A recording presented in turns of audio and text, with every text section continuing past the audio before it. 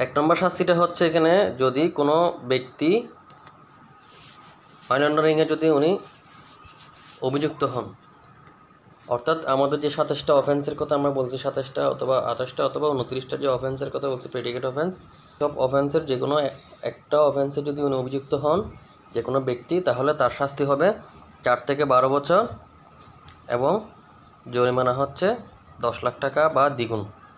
যেই অ্যামাউন্টের money laundering হবে তার দ্বিগুণ ভ্যালু অথবা 10 লাখ টাকা, যেটা বেশি। এইটা একটা শাস্তি। এইটা মনে রাখার জন্য আমার মনে হয় এখানে কোনো সূত্র নাই, আমাদের শুধু এটাই মনে রাখতে হবে, 412 আর হচ্ছে 10, 412 আর 10, এটা আপনারা চাইলে লিখে রাখতে পারেন। ব্যক্তির ক্ষেত্রে 412 বা 10, আর প্রতিষ্ঠানের ক্ষেত্রে হচ্ছে 20 মানে হচ্ছে 20 লাখ টাকা। আচ্ছা, এরপরে আসেন violation of freezing or attachment. Freezing করতে বলছে আপনাকে, বিএফআই থেকে বলছে ফ্রিজিং করার জন্য অথবা অ্যাটাচ করতে বলছে, আপনি করেন নাই, এটার ভায়োলেশনের জন্য শাস্তি কি? এটা হচ্ছে শুধুমাত্র 3 লিখে রাখলে হবে, 3 বছর, মানে 300 লিখেন আপনি, 300 মানে হচ্ছে 3 বছর এবং ইকুইভ্যালেন্ট ফাইন, যে অ্যামাউন্টের মানি লন্ডারিং হবে, যে অ্যামাউন্টটার ভ্যালু ফ্রিজ করতে বলছে ওই অ্যামাউন্টটা জরিমানা, অর্থাৎ 300। ভায়োলেশন অফ, আপনারা এইভাবেই লিখবেন, টেকনিকটা বক্সটা এইভাবে করবেন। ভায়োলেশন অফ, প্রথমে বলছি হচ্ছে punishment of money laundering person 412 plus 10, 412 মানে হচ্ছে 4 থেকে 12 বছর, আর 10 মানে হচ্ছে 10 লাখ টাকা জরিমানা।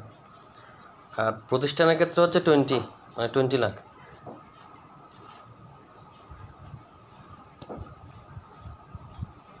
আচ্ছা, এরপর হচ্ছে violation of freezing or attachment, এটাতে লিখেন 300 মানে 3 বছরের জেল এবং ইকুইভ্যালেন্ট হচ্ছে কি জরিমানা, ফ্রিজিং অ্যামাউন্টের সমপরিমাণ জরিমানা, অর্থাৎ প্রপার্টি ভ্যালুর।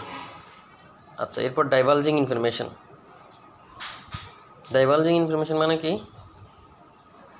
ডাইভালজিং ইনফরমেশনের অবলিক দিয়ে লিখেন টিপিং অফ, পরীক্ষা এটাও আসে, টিপিং অফ বা ডাইভালজিং ইনফরমেশন মানে তথ্য ফাঁস। এটার পাশে লিখবেন হচ্ছে 250 মানে 2 বছর এবং 50,000 টাকা জরিমানা, অথবা দুইটাই। আচ্ছা, এরপরে লিখেন obstruction or non cooperation in investigation or failure to submit report, মানে তথ্য সংগ্রহে বাধা অথবা হচ্ছে অসহযোগিতা করা অথবা হচ্ছে রিপোর্ট প্রদানে ব্যর্থ হওয়া, রিপোর্ট জমাদানে ব্যর্থ হওয়া, অথবা তথ্য প্রদানে আপনি কি হওয়া, বাধা দেওয়া। এই 3টা জিনিস যদি হয় তখন আমরা বলবো হচ্ছে 125, লিখে রাখেন 125 মানে 1 বছর এবং 25,000 টাকা জরিমানা, অথবা দুইটাই। এরপরে লিখেন প্রোভাইডিং ফলস ইনফরমেশন, মিথ্যা তথ্য দেয়া।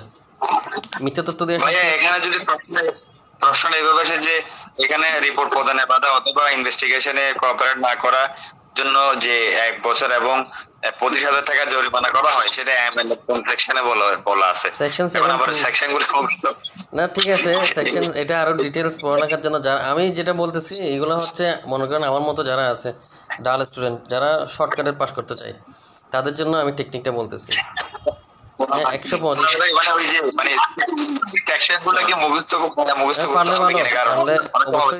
পারলে তো পড়ালেখা শেষ নাই, কিন্তু আমরা মনে রাখার জন্য আপাতত সেকশনগুলো মুখস্থ করলে গলা ফেলে যায়, মানে একটা আরেকটার ভিতরে ঢুকে যাচ্ছে। এই বিষয়টা আমি চেষ্টা করছি কিন্তু কষ্ট হয়ে যাচ্ছে। সিরিয়াল ঠিক রাখতে পারেন, আপনি সিরিয়াল ভাবে লিখছেন তো, সিরিয়াল ঠিক রাখলে কিন্তু মনে থাকবে। যেমন প্রথম শাস্তিটা হচ্ছে 4 নম্বর সেকশনে ছিল, ব্যক্তির জন্য 4-2 আর প্রতিষ্ঠানের জন্য 4-4। আর ফ্রিজিং অ্যাকাউন্টের ভায়োলেশন সেটাও 4 নম্বর সেকশনে ছিল।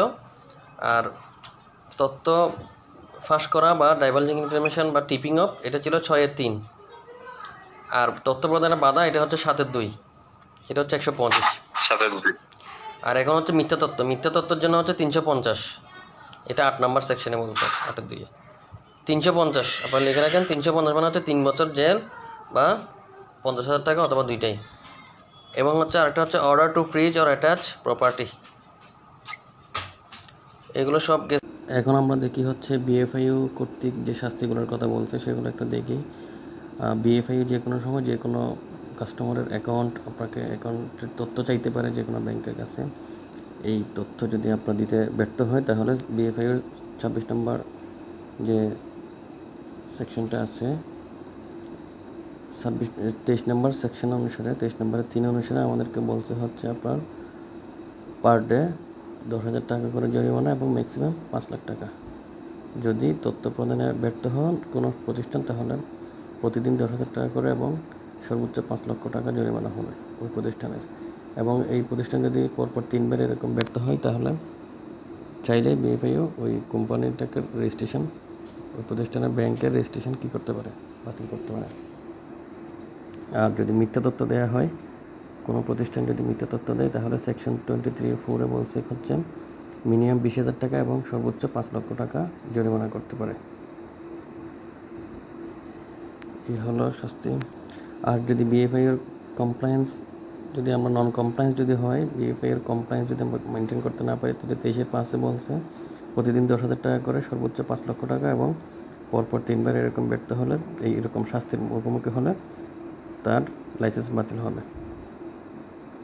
আর ফ্রিজিং অর্ডারের যদি আমরা কমপ্লাই করতে না পারি, বিএফআইইউ যে ফ্রিজিং অর্ডারগুলো দেয় সেগুলো যদি কমপ্লাই করতে না পারি তাহলে ওই অ্যাকাউন্টের যে ব্যালেন্সটা আছে সেটার থেকে সেটা সমান অথবা তার চেয়ে বেশি জরিমানা করতে হবে অথবা তার দ্বিগুণ, অ্যাকাউন্টের ব্যালেন্স বা তার দ্বিগুণ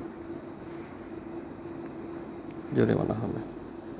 আর যে প্রতিষ্ঠানের উপর এরকম জরিমানা আরোপ হবে সেই প্রতিষ্ঠানের মালিক যারা আছেন, ওনার্স, ডিরেক্টরস, অফিসার্স, স্টাফ যারা আছে তাদেরকে মিনিমাম 10,000 টাকা থেকে শুরু করে ম্যাক্সিমাম 5 লক্ষ টাকা পর্যন্ত জরিমানা করা যাবে।